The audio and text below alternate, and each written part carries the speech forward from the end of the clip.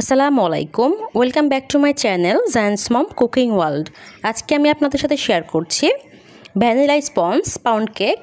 এই কেকটা এত খেতে মজা, আপনারা একবার বাসায় তৈরি করলেই বুঝতে পারবেন কতটা সফট এবং স্পঞ্জি হয়, মুখে দিলেই মিলিয়ে যাবে।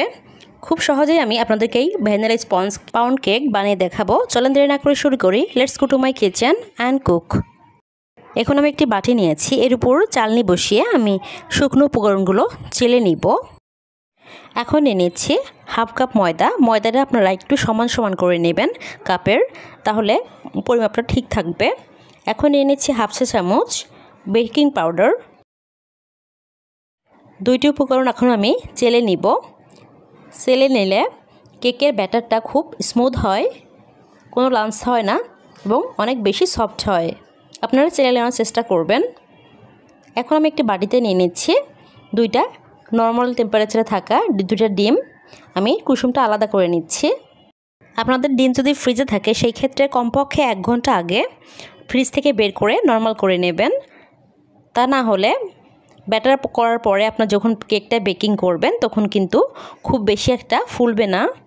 এখন আমি একটি ইলেকট্রিক বিটারের সাহায্যে বিট করে নিচ্ছি। আপনাদের কাছে যদি ইলেকট্রিক বিটার না থাকে তবে আপনারা হ্যান্ড উইক্স অথবা কাঁটা চামচ দিয়ে কিন্তু খুব সহজে বিট করে নিতে পারেন। এখন আমি অর্ধেকটা পরিমাণ চিনি দিয়ে দিচ্ছি। আমি পুরো চিনিটা একেবারে দিব না, একটু একটু করে দিচ্ছি। আমি এখানে চিনি নিয়েছি 1/3 কাপ। আপনারা কীরকম মিষ্টি খাবেন সেই অনুযায়ী আপনারা বাড়িয়ে কমিয়ে নিতে পারেন। বাকি চিনিটা দিয়ে আমি আবার বিট করে নিচ্ছি। আমি কিছু সময় বিট করে নিয়েছি। এই পর্যায়ে আমি দিয়ে দিচ্ছি 2টা কুসুম। এখন আমি এর মধ্যে দিয়ে দিচ্ছি 2 টেবিল চামচ সয়াবিন তেল। স্পঞ্জ কেকে তেল না দিলেও চলে, অনেকেই বলে থাকেন, তবে আমি কখনো বানাইনি সেই জন্য আমি বলতে পারছি না।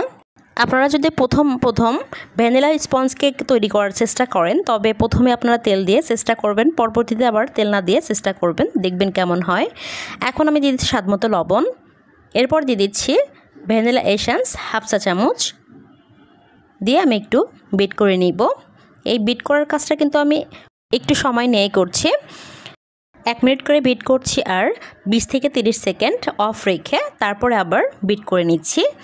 তাহলে ইলেকট্রিক বিটারটাও ভালো থাকবে আর আপনার কেকের ব্যাটারটাও খুব সুন্দর হবে।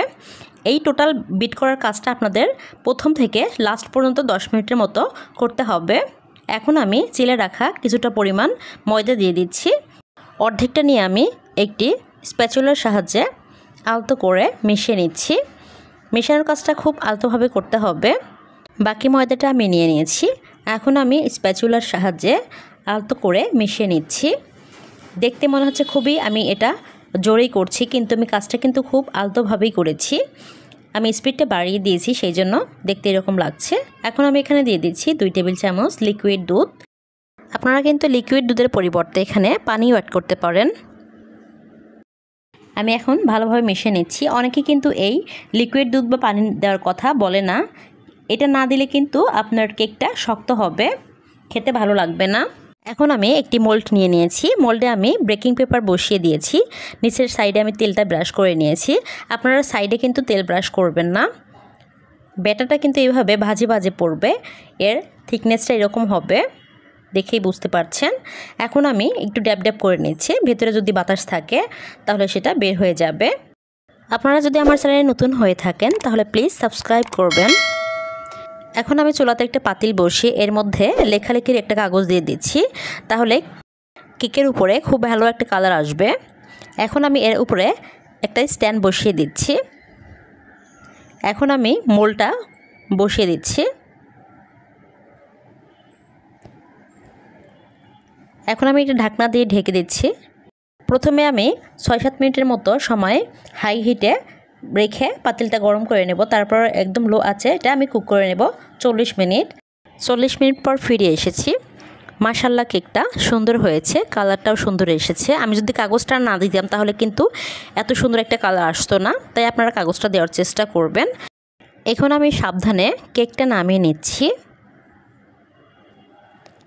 একটি নাইফের সাহায্যে আমি 4 সাইডে একটু আলগা করে নিচ্ছি, তাহলে কেকটা খুব ভালোভাবে মোল্ড আউট করা যাবে। একটি সার্ভিং ডিশে আমি মোল্ড আউট করে নিচ্ছি। এই পর্যায়ে আমি বেকিং পেপারটা তুলে দিচ্ছি। দেখতেই পাচ্ছেন কতটা সফট হয়েছে, কতটা স্পঞ্জি হয়েছে। আপনারা কিন্তু বাসায় খুব সহজেই এভাবে ভ্যানিলা স্পঞ্জ পাউন্ড কেকটা বানিয়ে নিতে পারেন। এতটা মজার হয়েছে, আপনারা তৈরি করলেই বুঝতে পারবেন। আমার ভিডিওটি ফলো করে অবশ্যই আপনারা বাসায় একবার ট্রাই করবেন এবং আমাকে কমেন্ট সেকশনে জানাবেন কেমন হয়েছে খেতে। আমার ভিডিওটি ভালো লাগলে please like, comment, share, subscribe করবেন। আর যারা অলরেডি সাবস্ক্রাইব করেছেন তাদেরকে অসংখ্য ধন্যবাদ। সবাই খুব ভালো থাকবেন। আসসালামু আলাইকুম।